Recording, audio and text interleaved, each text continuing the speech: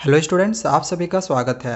तो आज की इस वीडियो में हम क्लास 10th स्टूडेंट्स के लिए इंग्लिश में 4 मार्क्स के इम्पॉर्टेंट क्वेश्चंस को देखेंगे जो कि आपके एग्जामिनेशंस में आ सकते हैं। इससे पहले वाले वीडियोस में हमने आपको ऑलरेडी 2 मार्क्स के इम्पॉर्टेंट क्वेश्चंस को बता दिया है। अगर आपने उस वीडियो को नहीं देखा हुआ है तो डिस्क्रिप्शन पे आप लोग को लिंक मिल जाएगा, उस पर क्लिक करके आप 2 मार्क्स के भी इम्पॉर्टेंट क्वेश्चंस को देख सकते हैं। आपके एग्जाम में वे सारे क्वेश्चन जरूर आएंगे। तो चलिए 4 मार्क्स के अब हम क्वेश्चंस को और उसके आंसर्स को भी समझते हैं। सो क्वेश्चन नंबर 1 दिया गया है कि based on your reading of the story the necklace write a paragraph on the topic living on borrowed money can ruin one's happiness in life.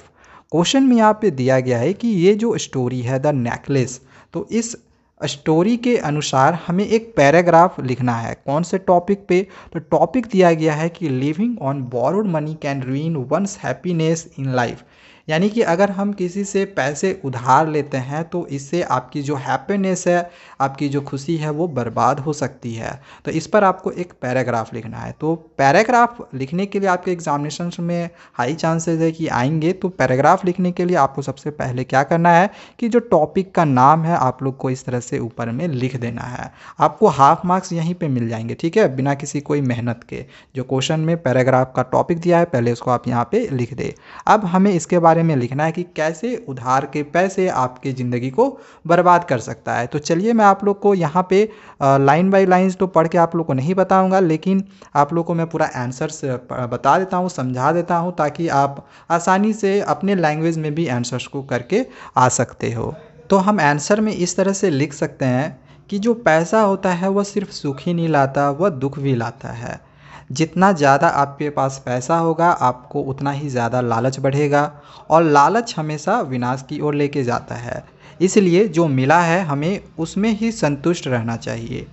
उधार के पैसे पर हमें सिर्फ कुछ समय के लिए ही सुख मिलता है। जैसे अगर हम किसी से उधार लेते हैं तो पैसे हमारे पास तो आ जाते हैं, लेकिन वो जो सुख होता है वह कुछ समय के लिए ही होता है। जितना अधिक हम उधार लेते हैं उतना ही हम कर्ज में और फंस जाते हैं। इसलिए अगर हम अपनी संपत्ति से खुश हैं तो हम खुद को ऐसे कर्ज के जाल से बचा सकते हैं और एक खुशहाल और संघर्षपूर्ण जीवन जी सकते हैं, ठीक है। तो आपको जो है अपने लैंग्वेज में आंसर्स को लिखना है। आपको मैंने जो भी बताया है तो ये सारी चीज़ें आप लिख सकते हो। आप अपने मन से भी कुछ भी मेंशन कर सकते हो। आपको ये लिखना था कि कैसे जो उधार के पैसे अगर हम होते हैं, यानी कि हम किसी से उधार लेते हैं, तो वो आपके लिए कैसे एक हानिकारक हो सकता है। तो वो सारी चीज़ें अपने लैंग्वेज में भी इसी को आप डील कर सकते हो, ठीक है। तो ये हो गया क्वेश्चन नंबर 1। चलिए अब आगे हम नेक्स्ट क्वेश्चन को देखते हैं। अब क्वेश्चन नंबर 2 दिया गया है कि the Buddha said the world is afflicted with death and decay, therefore the wise do not grieve knowing the terms of the world. Question में ये दिया गया है कि महात्मा बुद्ध के तरफ से ये कहा गया है कि जो ये संसार है वो डेथ और डीके से एफ्लिक्टेड है, यानी कि मृत्यु और कष्ट से ग्रसित है, ठीक है। Therefore the wise do not grieve knowing the terms of the world. तो इस संसार का ये जो शर्त है, ये जो वास्तविकता है कि ये जो संसार है वो मृत्यु और कष्ट से एफ्लिक्टेड है, यानी कि ग्रसित है। तो इस वास्तविकता को जान के जो बुद्धिमान व्यक्ति हैं, जो ज्ञानी व्यक्ति हैं, वे कभी शोक नहीं करते, ठीक है। Do you think the statement is appropriate even for today's life?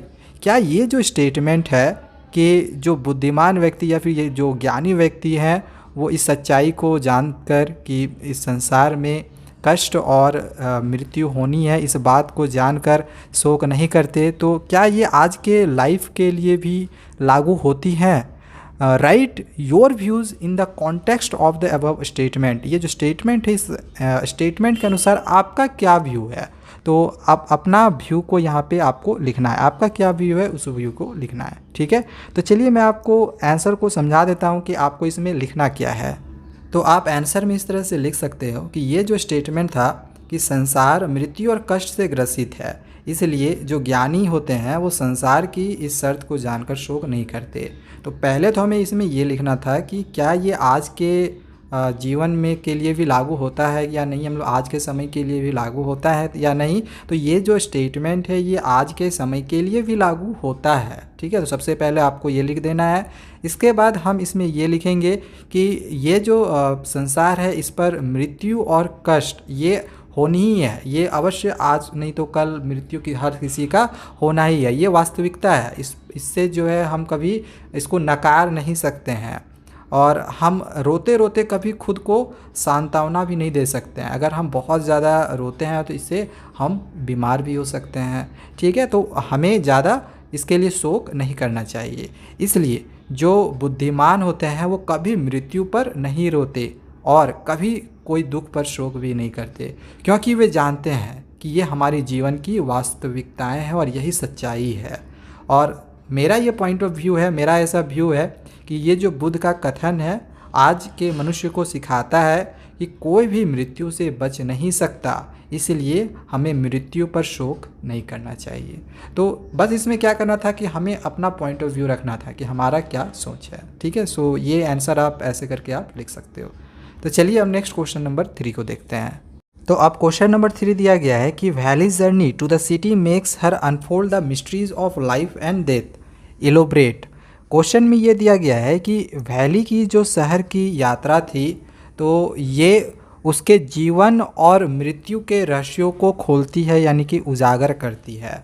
तो इसको एलोब्रेट करना है यानी विस्तार करना है कि कैसे वैली का जो यात्रा था वो उसके जीवन के रहस्यों को खोलती है। ठीक है, तो चलिए इसके आंसर को अब हम समझते हैं।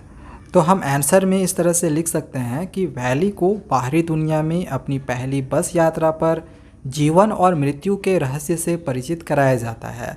आपको आंसर में वैली ने जो बस यात्रा किया था तो बस यात्रा के दौरान जो भी घटनाएं घटी थी उन घटनाओं को लिख देना है। अगर आपने चैप्टर पढ़ा हुआ था तो आपको पता होगा कि कौन कौन सी घटनाएं घटी थी।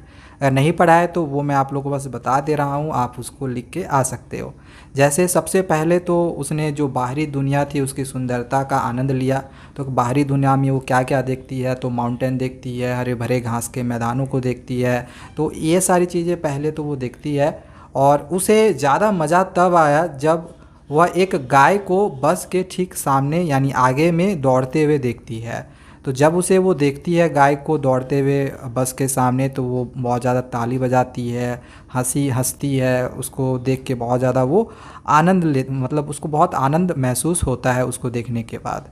ठीक है, जैसे जैसे ड्राइवर उस गाय को भगाने के लिए या फिर साइड हटाने के लिए हॉर्न बजाता है तो वो जैसे जैसे हॉर्न बजाता है तो वो जो गाय है और वो तेज़ी से दौड़ता है। तो ये सब देख के वैली को और भी बहुत ही ज़्यादा मज़ा आता है, उसको ये सारी चीज़ें मजाक लगता है। ठीक है, और बहुत ज़्यादा हंसती है और तब तक हंसते रहती है जब तक कि उसके आंखों से आंसू ना निकल जाए। तो ये सब सारी चीज़ें तो पहले होती है, यहाँ तक तो सब ठीक था, वो हंसती रहती है। लेकिन जब वो बस से फिर उसे वापस आती है घर के लिए तब वो देखती है कि वही जो गाय है वो सड़क पर मरी पड़ी है। ठीक है, हो सकता है कोई गाड़ी वाला जो है उसको टक्कर मार के चला गया हो। यह देखकर मतलब वो बहुत ज़्यादा फिर उदास होती है। यह जो नज़ारा था उसके लिए बहुत ज़्यादा भयानक लगता है, क्योंकि ये भयानक इसलिए लग रहा था क्योंकि वो जो गाय थी पहले तो मरी पड़ी हुई थी, उसके पैर फैले हुए थे, उसके चारों ओर खून लगा हुआ था। तो ये सब सारी दृश्य जो कोई भी देखे तो उसको भयानक तो लगता ही है। और वो जो एक छवि होती है वो हमें हमेशा जो है याद आने लगता है। तो ठीक वही छवि वैली के माइंड में भी बार बार आ रहा था और ये जो छवि थी उस वैली को बहुत ज़्यादा परेशान कर रही थी और इस वजह से उसको बहुत ज़्यादा वो दुखी हो गई थी ये सब सारी चीज़ों को देख के और सुन के।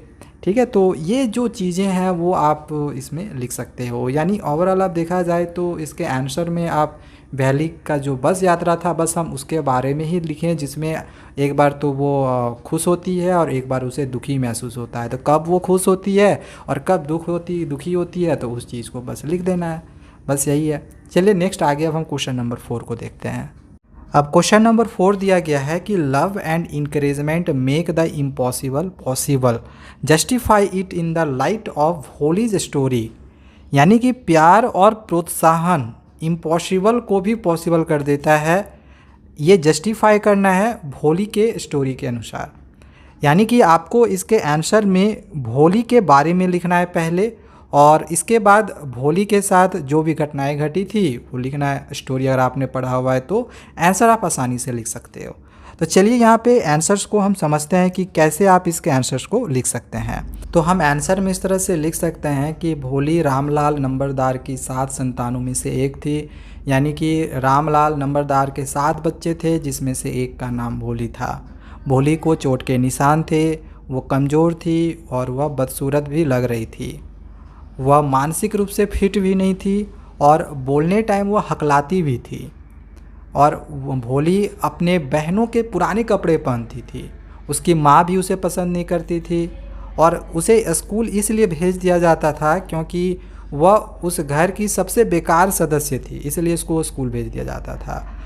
पर स्कूल में भोली को जो स्कूल के दीवारों में जो रंग थे वो पसंद आते थे और भोली वो चाहती थी कि उसका कोई दोस्त बने, लेकिन उसका कोई दोस्त नहीं बन रहा था। अब उसके लाइफ में उसका शिक्षक आता है जो कि उसके लाइफ को बदलता है, यानी कि इम्पॉसिबल को पॉसिबल करता है। ठीक है, उसे स्कूल में एक प्यार करने वाला और देखभाल करने वाला एक शिक्षक मिला, जिसने उसे आत्मविश्वास हासिल करने में मदद किया और उसे पढ़ना और लिखना सिखाया। और वो टीचर भोली का सबसे सच्चा मार्गदर्शक बना। उसके शिक्षक ने कभी भी भोली का मजाक नहीं उड़ाया, जैसे कि दूसरे लोग किया करते थे, उसका मजाक उड़ाया करते थे। उन्होंने भोली की विकलांगता को भी दूर करने के लिए लगातार प्रयास किया और उसके टीचर ने दहेज चाहने वाले को चुनौती देने के लिए भोली को सक्षम भी बनाया। तो ये सारी चीज़ें जो है वो आप इसमें लिख सकते हैं। दूसरे वीडियो में हम और भी इसी तरह से 4 मार्क्स के इम्पॉर्टेंट क्वेश्चंस को देखेंगे। इस वीडियो में हमने केवल 4 ही क्वेश्चन आप लोगों को दिया है। आपके एग्जामिनेशंस में 2 ही क्वेश्चन आएगा, लेकिन हम और भी क्वेश्चंस की इसी तरह से आप लोग को तैयारी करवाएंगे। तो चैनल को आप ज़रूर सब्सक्राइब करके रखें। Thank you.